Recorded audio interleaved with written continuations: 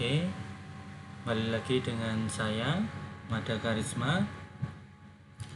Kali ini saya akan menjelaskan mengenai basic dari CNC machining. Jadi saya akan menjelaskan secara basic sekali mengenai CNC. Jadi proses machining di CNC pastinya. Langsung saja, apa itu CNC machining?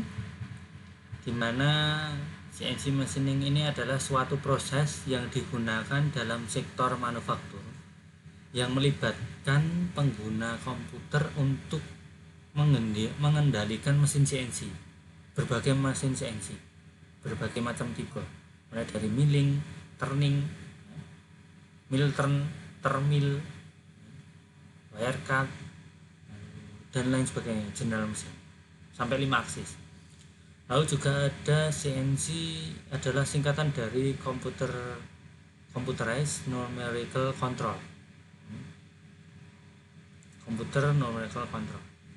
Dan juga mesin CNC juga dapat dikontrol dengan cara milling, ya, input milling, bubut, routers, binder, wire cut. Lalu juga mesin CNC atau peralatan mesin ini berfungsi melalui kontrol numerik pastinya. Jadi dikontrol oleh sebuah numerical control atau kontrol numerik. Nah, mesin-mesin tersebut diprogram dengan bahasa permesinan yang disebut NC code atau G code.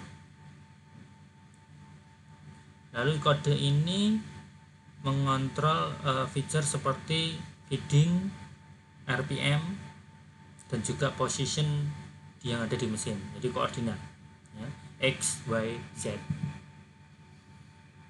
Lalu material umumnya termasuk seperti logam, seperti aluminium, kuningan, tembaga, baja, titanium, kayu, busa, fiberglass, plastik, atau prototype polypolylene itu digunakan untuk berbagai industri termasuk aerospace, otomotif, medis, oil and gas, dan juga consumer product atau consumer good yang lain. Nah, sampelnya ada di sebelah ini, ada blade, ada spare part, lalu juga ada part production atau complex part gitu ya. Lalu tadi base impler maksudnya. Nah, seperti yang kita lihat di simulasinya, ini adalah proses pemakanan atau proses cutting. Itu prosesnya lebih presisi daripada proses manual, milling manual. Nah, itu proses ini dapat diulang karena ketepatannya, dan juga kita dapat menghasilkan bentuk yang hampir tidak mungkin dicapai dengan permesinan manual. Artinya untuk area-area presisi, area-area sudut, atau area-area bentuk profil yang tidak menentu itu pasti bisa dikerjakan yang tidak bisa dikerjakan di proses manual. Nah, proses penyusunan CNC ini digunakan dalam pembuatan prototipe dan juga produksi pastinya. Lalu konsepnya itu sendiri dari desain menjadi finish part. Contoh sampel di sini ini adalah mold cavity-nya dari vacuum cleaner, cukup besar, itu hampir 1 meter kali 400 atau 500,5 meter gitu. Dari model dari finishing part, jadi ini model target ya, model target finishing part. Lalu kita tentukan bloknya, ya, blok material, sehingga blok ini definisinya di CNC itu harus sama dengan yang ada di program. Artinya kita persediakan blok di kotak di mesin di atas meja itu ukuran 1 meter kali 500 1000 mili kali 500 mili, di program juga harus sama. ya. Lalu ini hasil remove chipnya ya. Jadi ini hasil roughing yang masih ada sisa stok ya. Lalu ini hasil finishing yang sudah finish 0, finish target model itu tadi. Sehingga di software kita bisa lihat, bisa ketahui bahwa area mana yang belum tercutting dan area mana yang sudah finish produk. Dan juga kita bisa compare di situ. Lalu juga selain compare, kita bisa lihat simulasinya, simulasi dengan toolpad, simulasi dengan 3D simulasi, sehingga kita bisa lihat bentuk sebelum kita lihat jalan di mesin. Lalu kita bisa lihat pergerakan tool itu terhadap proses pemakanan. Oh, ini pengamanannya overcut atau lebih banyak, itu kita bisa lihat di simulasi di software. Lalu yang terakhir kita bisa bandingkan dengan model 3D dan hasil simulasinya. Oh ya, yang terakhir kita bisa simulasi dengan mesin, sehingga kita bisa lihat prosesnya dengan mesin simulation. Nah, apa yang bisa dikembangkan di proses, contohnya di milling. Di alat memotong itu berputar atau spindle-nya itu berputar di spindle dengan kecepatan tinggi ya, dengan kecepatan tinggi, lalu melakukan pemotongan untuk menghilangkan bahan dari stok.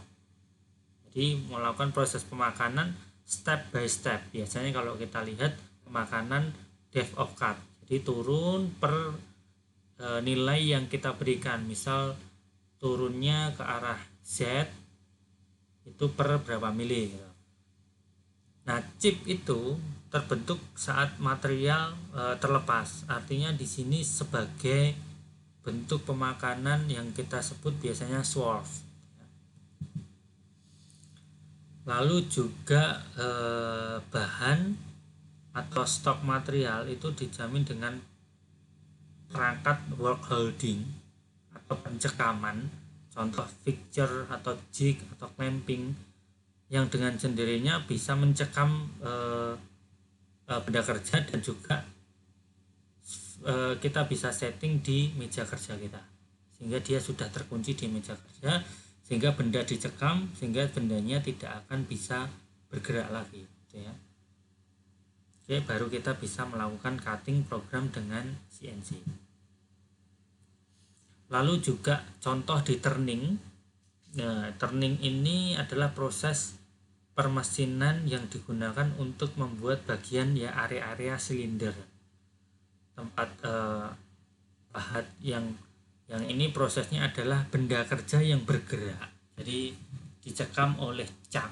Nah, ini namanya cak, rijau cak, ada six jaw cak atau four jaw cak, jadi ada beberapa macam.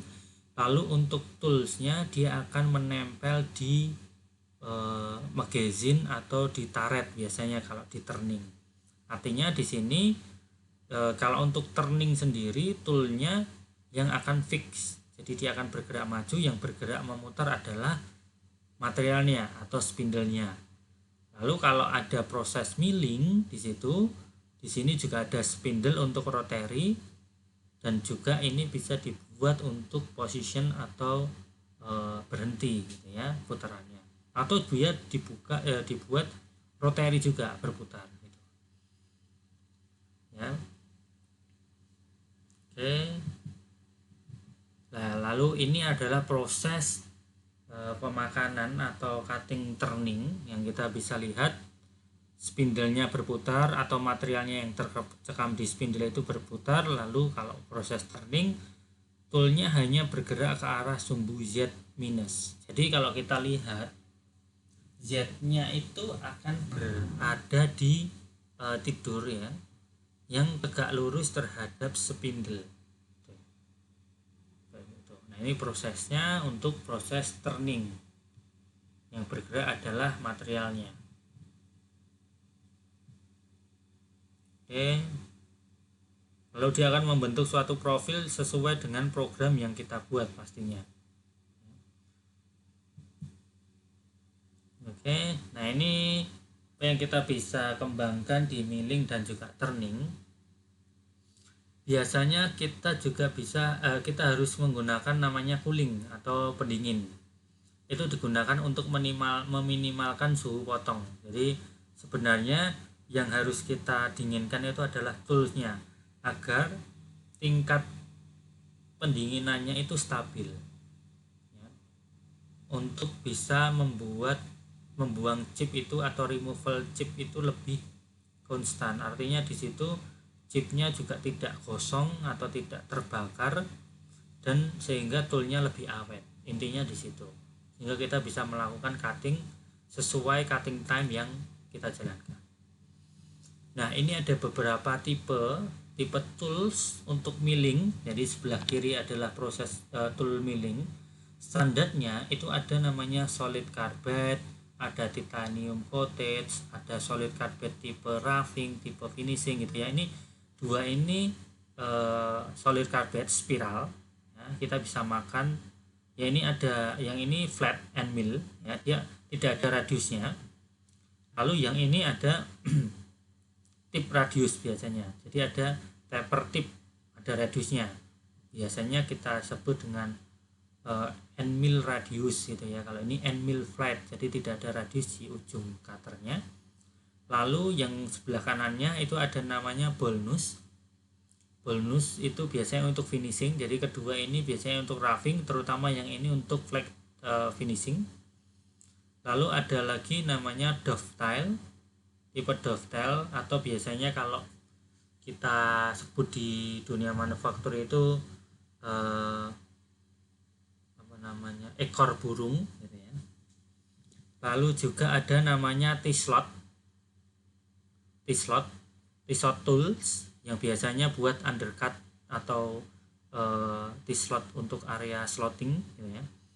Lalu ada tool untuk turning. Nah, turning itu sendiri ada outside diameter turning, ada inside diameter grooving, dan juga thread untuk inside dan outside.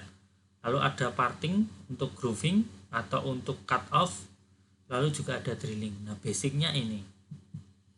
Lalu ada tool holder dan juga tip cutter, di mana di sini removable cutting tips ya.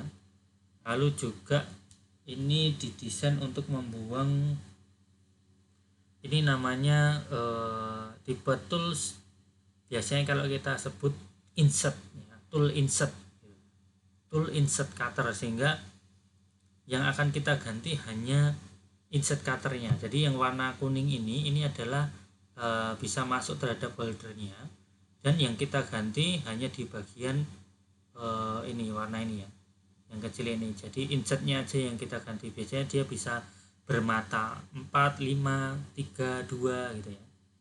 Nah, ini biasanya digunakan untuk pemakanan yang roughing, atau pemakanan roughing itu kan cukup banyak prosesnya, sehingga tidak boros untuk cutternya, sehingga kita tinggal ganti insertnya. Jadi ini insert, lalu support insert, lalu ini adalah masuk dalam tool holder. Oke. Lalu ada namanya tool holder untuk collet chart. Nah, ini pegangan alat atau clamping alatnya itu sendiri, atau clamping tools yang dikencangkan secara manual. Nah, ini pengencangannya secara manual. Kita bisa lihat di area ujung ini. Ini ada tuas ya, kita bisa kencangkan tuas ini dengan tangan manual. Ini biasanya digunakan untuk semi finishing atau general finishing biasanya. Lalu tingkatannya, jadi kalau tadi mulai dari insert atau lalu ke collet, lalu ada tingkatan yang lebih tinggi lagi untuk lebih presisi, yaitu ada namanya shrink fit holder. Nah, ini shrink fit holder ini dudukan yang atau clamping yang dipanaskan, artinya holdernya dipanaskan, lalu toolnya akan mengembang, lalu kita tinggal masukkan toolnya. Ini cukup hati-hati karena kita menggunakan alat khusus untuk heaternya ya. Di situ toolnya kita masukkan, lalu kita dinginkan dengan cepat, artinya dipanaskan lalu langsung didinginkan, sehingga dari area di sini yang terbuka, dia otomatis langsung mengunci gitu. Nah, ini biasanya digunakan untuk finishing yang cukup kompleks, lalu juga untuk area yang tidak bisa dijangkau oleh cat. Karena ini kita bisa menjangkau lebih dalam area model yang tidak terjangkau oleh holder yang besar. Karena di sini holdernya shrink ya, seperti namanya shrink fit, artinya dia akan bisa menjangkau area-area yang kecil gitu ya, area-area yang kecil yang tidak bisa dilalui oleh holder collet gitu, atau arbor. Nah, metode machining sekarang yang area kiri itu konvensional. Nah, konvensional itu kalau kita sebut biasanya kita mencangkul, kebalikannya dari mencangkul, menyerok, jadi dari bawah, sehingga bebannya itu tinggi. Kita bisa lihat perputarannya searah jarum jam, tapi bergeraknya ke arah atas, artinya, atau kalau digambar simulasi dengan mesin ini, dia bergerak seperti mencaruk dari sisi belakang gitu ya ke depan, artinya bebannya sangat tinggi di situ ya, pembebanan sangat tinggi karena di awal sudah besar dulu untuk proses pemakanan. Jadi kalau kita lihat jalannya dengan ini berkebalikan. Lalu kita bisa lihat di clamping proses. Di clamping proses putarannya tetap searah jarum jam, tapi untuk proses pemakanannya atau proses pemotongannya itu seperti mencangkul. Kita lihat dari mencangkul itu lebih ringan bebannya daripada kita kita sirok gitu ya dari bawah. Nah, ini perbedaannya cukup signifikan karena gerakan konvensional itu biasanya dipakai untuk mesin manual memang, tapi untuk CNC clamping sangat-sangat direkomendasikan karena untuk hasil sisi potongnya lebih halus dan toolnya lebih awet dibandingkan konvensional milling. Lalu ini biasanya direkomendasikan untuk surface finish gitu ya. Seperti yang tertulis di sini, konvensional itu recommended untuk manual mesin karena dia juga proses manual mesin ya. Lalu di sini clamping milling itu untuk rekomendasi untuk CNC ya. Lalu di sini juga isunya backlash karena mesin CNC menggunakan itu ya, ball screw gitu ya, jadi minim backlash. Nah, di situ cukup direkomendasikan. Lalu juga improve surface finish. Lalu di sini ya faster tool wear pasti. Lalu juga required membutuhkan power yang lebih untuk lebih daripada clamping proses karena dia bebannya sangat tinggi di situ. Oke. Lalu terminologi proses permesinan itu dipengaruhi oleh spindle speed atau RPM ya. RPM itu berarti kecepatan putar tool itu sendiri ya, spindle. Nah, itu kecepatan putar itu saat di clamping jadi berpengaruh juga holder yang kita gunakan, lalu juga tool yang kita gunakan dan spindle maksimum yang kita bisa gunakan. Nah, di sini sangat dipengaruhi karena RPM itu juga akan mempengaruhi proses hasil surface finishingnya karena dipengaruhi oleh feeding ya. Lalu yang kedua ada feed rate. Nah, bicara dengan feed rate, di situ adalah tingkat di mana dia tool bergerak. Kalau spindle speed atau RPM itu kan toolnya berputar. Kalau feed rate toolnya yang berjalan. Nah, berjalan itu berdasarkan apa? Berdasarkan milimeter per menit biasanya. Nah, itu dipengaruhi oleh kekuatan mesin, kekerasan material, dan juga permukaan akhir atau permukaan target. Jadi kedua RPM dan juga feeding ini yang pertama dipengaruhi oleh kekuatan mesin ya, mampunya mesin, lalu jumlah pemakanannya, step down-nya berapa, lalu kekerasan material, tingkat kekerasannya, lalu dibedakan. Saya punya daftar untuk kekerasan material, HRC, non HRC, atau before harden, after harden, nanti ada. Kalau bisa nanti saya akan share, atau bisa lihat dari tool katalog.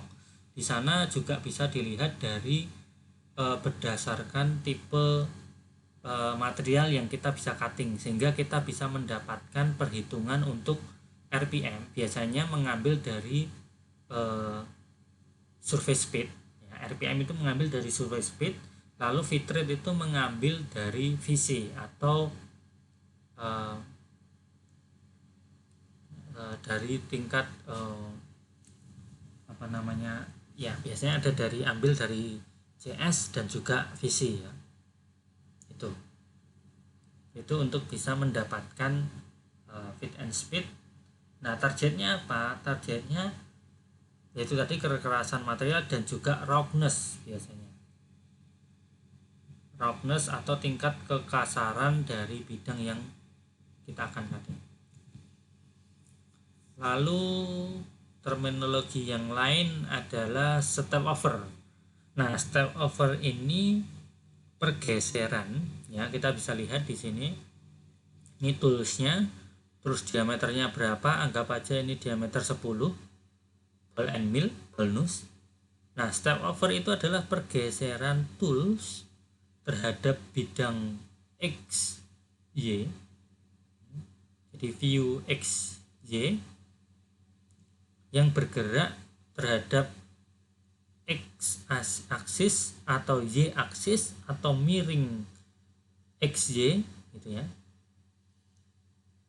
Pergeseran tools terhadap bidang X ataupun Y itu disebut step over ya. Lalu scallop itu sendiri adalah tingkat ketinggian dari hasil pergeserannya, atau bisa dibilang ini adalah roughness atau tingkat kesasaran. Kalau kita waktu kuliah kita mengenal N1, 2, 3, 4 sampai N9 ya, itulah sebagai target ketinggian. Jadi waktu kita menentukan step over, secara otomatis kita bisa langsung mendapatkan scallopnya. Artinya scallop ini adalah tingkat gundukan dari hasil pergeseran dari step over. Jadi dia akan menghasilkan, misal step over saya besar, di sini akan ada tingkat terendah dari hasil cutting dan tingkat tertinggi dari hasil cutting. Nah, di situ kita ambil garis lurus sehingga di situ kita dapatkan roughness atau scallop height-nya. Itu ya. Lalu ada step down. Nah, step down ini adalah pergeseran sumbu atau proses pemakanan atau pergeseran tool terhadap bidang Z. Jadi turun ya, pemakanan, atau bisa disebut depth of cut atau step down. Oke. Lalu CAM, NC code, cara kerjanya seperti apa? Dimana kita pasti ada CAD untuk mendesain dulu ya, computerized aided design, di mana kita bisa mendesain produk, modeling for manufacture, product development, atau mungkin mold making, atau press stamping, atau reverse engineering, itu kita buat di CAD.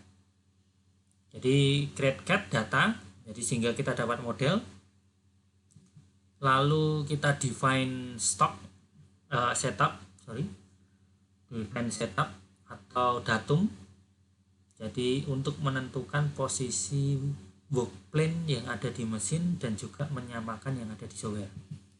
Lalu ada define feature. Di situ kalau 2D kita bisa kenal boss, chamfer, pocket, side, face. Nah, itu kalau di salah satu program di feature CAM itu ada automatic feature recognize, sehingga kita bisa recognize hasil model dari kelima program ini. Nah, itu bisa dibuat dengan roughing, dan juga finishing program. Di situ kita simulasi. Nah, ini untuk turning dulu. Sebelum simulasi, saya akan tunjukkan proses cam untuk facing, grooving, cut off, potong, thread, ulir dalam, ulir luar, drilling, boring, ya. Baru kita bisa lihat untuk simulasinya. Ini hasil toolpadnya, ini jignya ya. Lalu ini hasil simulasi 3D dengan tools, sehingga kita bisa lihat collision ya, bisa cek collision, sehingga kita dapatkan, setelah kita simulasi, kita dapatkan NC code-nya ini seperti ini. Jadi cukup mudah. 5 prinsip pembuatan program itu dari cat data, define setup, define block, dan juga operation, simulasi, baru kita dapatkan NC code. Kira-kira seperti itu yang kita bisa sampaikan. Saya juga ada demo di YouTube. Saya buat simulasi atau penjelasan dengan secara real demo dengan software. Nanti bisa dilihat di YouTube saya. Atau ada pertanyaan, nanti bisa di email di madakarisma@gmail.com atau masuk ke Madakarisma di playlist CAD/CAM Programming. Ya, seperti itu yang bisa saya sampaikan. Terima kasih.